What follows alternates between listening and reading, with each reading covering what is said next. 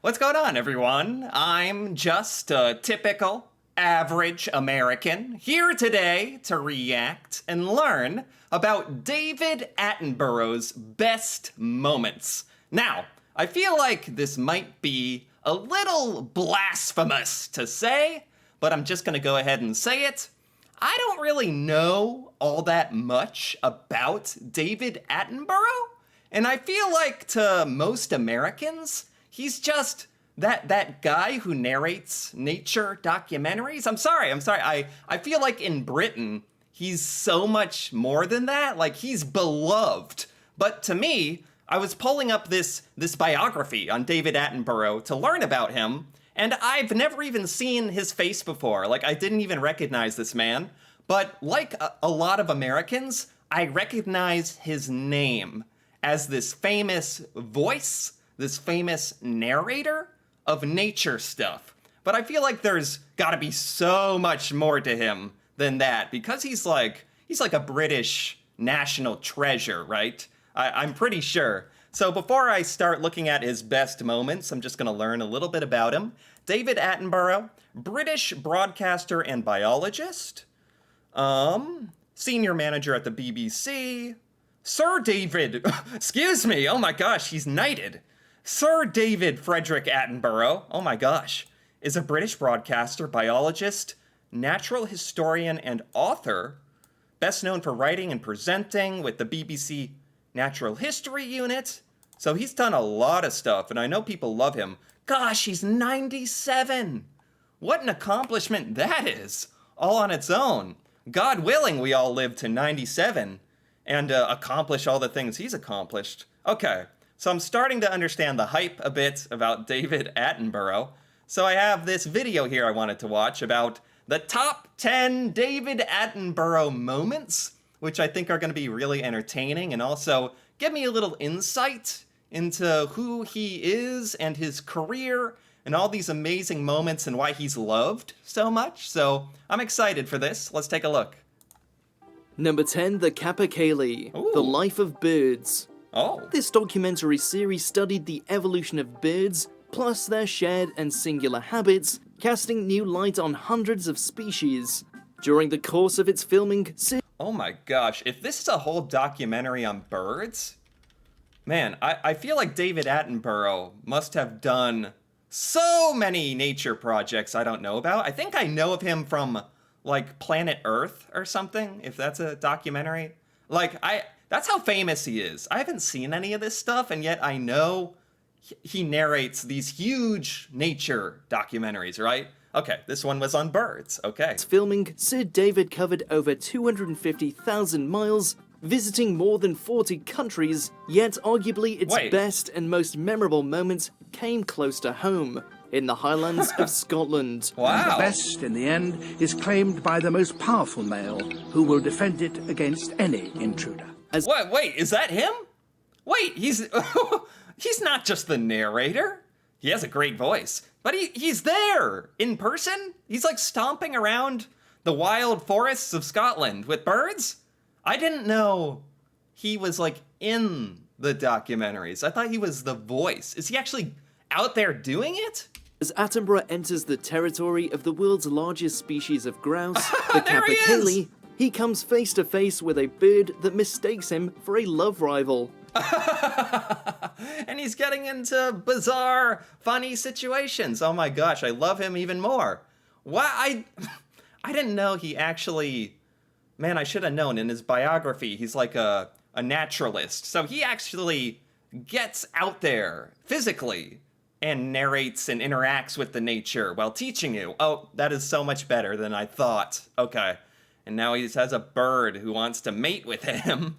Run, David, run! This being the breeding season, there's no display to almost anything, including me. Oh, no! No doubt, no doubt. He has a good sense of humor about it as well. Oh my god, when they were filming this clip, they must have been like, this is gold. This is fantastic that this bird is doing this. Okay, this is legendary, wow. Number 9, The Wolf Call, There he is The again. Life of Mammals. In his memoir, Adventures of a Young Naturalist, Wow. Attenborough tells the story of how he once wrestled a red-maned wolf in Argentina. Perhaps that is how he got to know the animal so intimately, for in the following clip he shows off an impressive ability to copy their call. He's out in the snow doing wolf calls. I get it. I understand why people like him now. Oh my god. Yeah. Yeah, okay. As the presenter explains how wolves are able to communicate across long distances, Yeah. his impersonation is so convincing that he appears to draw responses from an entire valley full of the animals. No way. It's eerie and incredible at the same time. No way. What a legend. What a legend. How many people can say they've gone out into the wild and actually called to wolves, and they have responded. They have called back and accepted him into their pack. Oh my god, this is great. Wow, that one looks kind of Number sleepy. 8, meeting Barack Obama. Oh, David okay. Attenborough meets President Obama. Okay. On the occasion of Attenborough's 89th birthday, he was invited to the White House by the then President of the United States. Man, I feel like there's probably Americans out there who know so much more about David Attenborough than I do. I feel like I might be selling it a bit short as far as Americans go. I feel like a lot of Americans do know him, and maybe I'm a little strange in that I don't, even compared to Americans, I don't know much about him, but that just means I get to learn about all his best moments for the first time, so who's winning now? And he met Obama.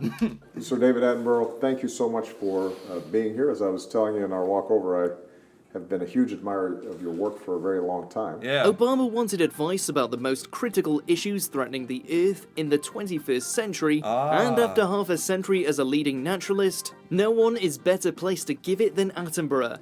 I'm embarrassed to admit all this, but I'll be honest, I thought he was a narrator. I didn't know he is like a scientist, a naturalist, and that he actually knows all of these things about nature and science and biology and teaches. I thought he was just a voice, like an amazing narrator. Because now it makes so much sense why he's so famous. I always thought he must have an amazing voice for how I know his name, but don't know anything else about him. This is clearing a lot up for me. I'm glad, finally. And the rising in temperature, global temperature, is a very, very serious worry indeed. Of course, he has long been a spokesman on issues such as climate change and conservation, giving this sobering warning in his 2000 documentary series, State of the Planet. Oh. But it's now increasingly apparent that one species, our own, has developed the unique ability of so altering its surroundings that it can destroy whole species, indeed whole environments. I had no idea, like, he got this personal that he made. I can't emphasize this enough, how funny this is to me, how wrong I had it. I thought he was just a narrator, but here he is making, like, public service announcements. Number 7, Lonesome George, Ah. Galapagos 3D. George! The Pinta Island tortoise, Lonesome George, was once the last known member of his species and the rarest creature in the world. Wow. This is the rarest living animal in all the world. There he is with George. This is so great. I love how he's just right there with these animals. When Attenborough visited the Galapagos National Park in 2013, he was granted just 30 minutes alone with Lonesome George. He was asleep for most of it, but awake for a few crucial moments. Okay. So now George was asleep. Thank God he woke up for a little bit. It's Sir David Attenborough, for crying out loud. Wake up, George. George lives in his own enclosure, completely safe, but entirely by himself. Sadly, George died a fortnight after this clip was filmed, but has since become an important symbol for conservation efforts in the Galapagos Islands and beyond. Oh, that's kind of sad that he died. George died soon after filming this, but at least David Attenborough got to visit him. That's kind of nice, but yeah. And George and David briefly became one of television's greatest double acts. Yeah. But at least he can be a living inspiration for us all to protect the remainder of the reptiles and amphibians. Inspirational, too. Number 6, bird song bloopers. Okay. Attenborough's Paradise Birds. Attenborough achieved a childhood ambition when he travelled to New Guinea to film Birds of Paradise for Attenborough in Paradise in 1996. Okay. And he is 1996. I mean, he is 97 years old. Man! What? He must have a million different projects that he's been on. Like, what a long career. That is also why he's probably so well known. He's been around forever. Probably everyone kind of thinks of him as this figure that's been around during their whole life. Continued his association with some of the world's rarest bird life ever since, including narrating these images of the creatures courting rituals, which are regarded as some of the greatest wildlife footage ever captured. I've actually seen this clip. I didn't know where this was from. I've seen this bird jumping around. this ridiculous looking bird jumping around. I had no idea this was associated with David Attenborough or anything he's done. But not everything always goes according to plan. Oh. This surely is one. Oh. As a consummate He's just waiting for this bird to be quiet. professional, Attenborough usually records his scripts in a small number of takes, yet here one bird was determined to upstage him. About the 18th century. And so when... Man, it's like, you can tell he's ready to continue if the bird would just shut up, but it goes on for so long that it ruins the entire take. Okay. Very well. Number 5, the Very well. Adele voiceover, The Greg James Show.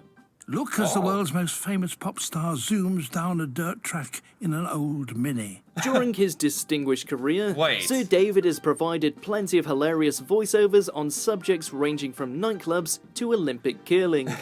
Oh, he has a great sense of humor as well. So he does like these narrations for funny skits or silly promotions where he's the narrator. Okay, I love it. But perhaps his most famous alternative voice work came in 2015 when Radio 1 DJ Greg James challenged him to narrate the opening to Adele's music video for her song Hello. Her surroundings are unfamiliar and unwelcoming, but this is no match for such a cool customer. He narrated the opening of an Adele music video. My God. Legend. So she decides to tidy up a bit. Oh, dusty, isn't it? With a script in the style of one of his famous documentaries, this performance underlines not just Attenborough's versatility, but also his sublime sense of humor. Yeah. The lesser-spotted Adele is about to be everywhere again. Hello, Good sense of humor. it's me. Wow. Number 4, The Orangutan. Oh. Zoo Quest. Heading back to Attenborough's first major TV appearance, here he partners with staff from London Zoo to collect specimens for their expanding collection. And Wow, David Attenborough's first major TV appearance ever. This is it. accepted practice back then. And soon, every time I passed his cage, he stretched out his hand to attract my attention in the hope that he'd get some more food. Oh, yes. And this now famous clip shows Attenborough's natural affinity with the animals as he wins the trust of the orangutan, Charlie, and eventually coaxes him out of his cage and onto deck. Wow, this is another reason he's famous, is his kind of magical affinity with animals and being so comfortable around them and making them comfortable and getting a lot of amazing clips out of this, man. Just the ones I've seen today have been pretty amazing. And then, for the first time, 4 days after we'd had him, we encouraged him to come right outside his cage. There Once he goes. rehomed in England, Charlie actually fathered the first orangutan to be born at London Zoo, establishing its breeding colony. Within a few days, he was so tame that he allowed me to put ointment on the bad graze which he had on his wrist. Literally befriended a wild orangutan on his first major TV appearance. Number 3, the blue whale. The Ooh. life of mammals. Ooh. Meeting a blue whale was another of Attenborough's boyhood dreams, and another he fulfilled when he helped to capture this stunning footage of the mighty marine mammal. Wow. He's coming up. He's coming up. There. Attenborough's And you can see how excited he is as well. That's so genuine. That's so wholesome. How excited he is to see the whale. Oh my gosh. obvious excitement threatens to spill over as the creature surfaces mere meters from his boat, yet he retains his professionalism just enough to faultlessly deliver a perfect piece to camera. Wow. Only in the sea can you get such huge size. What a consummate professional. Just delivering the clip that they need, even while a giant whale is bursting out of the ocean behind him. As that magnificent creature. Wow. A clear fan favorite moment from the presenter's long and distinguished back catalogue. Few scenes so magnificently sum up the magic of the natural world. Yeah, that is a magic clip. Like, seeing him get so excited, so genuinely excited, even though this is his job, it feels like he really loves it. And as it tilts its 100-ton body downwards, so it can plunge to the black world 500 feet or more below the surface. I'm getting distracted, like I'm watching a nature documentary or something. Number 2, the baby rhino. Africa. Oh. This documentary, obviously set exclusively in Africa, features one of the most moving moments of Attenborough's entire career. One of the most moving moments. I just gotta say, it's amazing how many special moments he's had. With George, and with that whale, and with the orangutan, and with the birds. He has had, like, these special iconic moments in so many parts of the world with so many rare animals. As he befriends a blind baby rhino called Nicky. Oh, it's blind! Starts to squeak, and we're able to have a little chat. Wow. In an interview for Radio 5 Live, Sir David admitted to sometimes crying over the suffering of the animals that he encounters, but he maintains that it's inappropriate for presenters to intervene or even show their emotion. Wow. Wow, he's actually, like, cried over seeing the distress of some of these animals. Like this blind baby rhino. And now he's becoming one of them. Those principles were surely pushed to their limits here. Nicky never did get his eye operation, but still thrived in the care of a Kenyan wildlife team. Okay. Number 1. Okay, so the clip is him kind of having a bonding moment with the blind baby rhino. Got it. And he's kind of making noises to comfort it. That is really cool. All right, and here we have it. The final clip, number 1, mountain gorillas. What did Sir David Attenborough do with mountain gorillas? Mountain gorillas. Life on Earth. This clip has been regularly voted not just as a standout David Attenborough moment, but as one of the top TV moments in general of all time. Really? There is more meaning and mutual understanding in exchanging a glance with a gorilla Okay. than any other. That gorilla, it's funny. I just realized, like, he's narrating to the camera, and this gorilla is just chilling 3 feet next to him, just kind of like looking over at him like, what are you doing here? Who are you? Like, it's funny. Animal I know. Filmed in Rwanda, it begins with a scripted section about the largest members of the ape family. But after feeling the hand of a female gorilla on his head, Attenborough's encounter with the group gets a little closer than he'd anticipated. Huh? Sometimes they even allow others to join in. And the reason why the presenter is smiling and grimacing throughout, because out of shot, 2 playful baby gorillas are carefully removing his shoes. What? What? What is he doing? What is he doing? How did he get into this pile of gorillas? And there's little gorillas stealing his shoes. How did he get down there? And the reason why the presenter is smiling and grimacing throughout, because... Oh, I was scared, like, sometimes gorillas can be kind of aggressive, or if you do the wrong thing, Like, there's videos of bad things happening with people and gorillas, but these ones are like, it's David Attenborough. He's one of us now. Welcome. Out of shot, 2 playful baby gorillas are carefully removing his shoes. No way. Do you agree with our picks? Check out these other... No freaking way. Wow. What a cool dude. What a freaking cool dude. Oh, that was by Watch Mojo UK, and I gotta give that a like. That was delightful to watch. How many special moments David Attenborough has. Here he is with the whale. The gorillas at the end. Oh my gosh. And this is just 10 moments. I'm sure there's so many more. I absolutely understand now. I absolutely get it why he is beloved in Britain. See, before I just knew he was loved in Britain. I didn't understand why. Now I understand. I can begin to understand.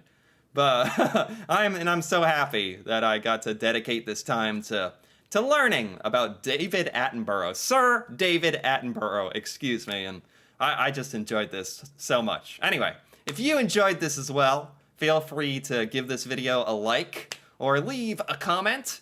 And if you're interested in more videos like this, me reacting to British culture and stuff about Britain that I have never seen or learned before, feel free to subscribe for more. And until then, thanks for watching, and see you next time.